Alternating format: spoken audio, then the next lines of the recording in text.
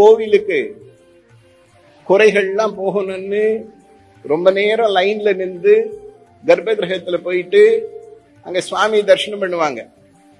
அங்க இருக்கிற சிவாச்சாரியார் என்ன பண்ணுவாங்க, இவங்க கஷ்டமெல்லாம் போகணும் அப்படின்னு கையில என்ன கொடுப்பாங்க, விபூதியோ குங்குமமோ கொடுப்பாங்க.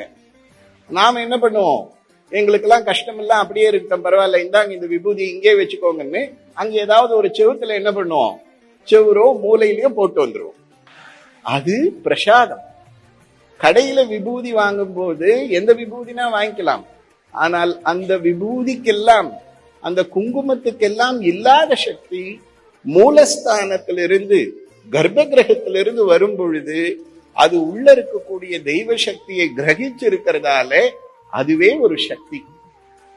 அந்த விபூதியை நெத்தியில வச்சுக்கும் பொழுது, குங்குமத்தை நெத்தியில வச்சுக்கும் பொழுது இந்த ஆன்மாவுக்கும் உடம்புக்கும் அதிலிருந்து சக்தி உண்டாகும். கோவில்ல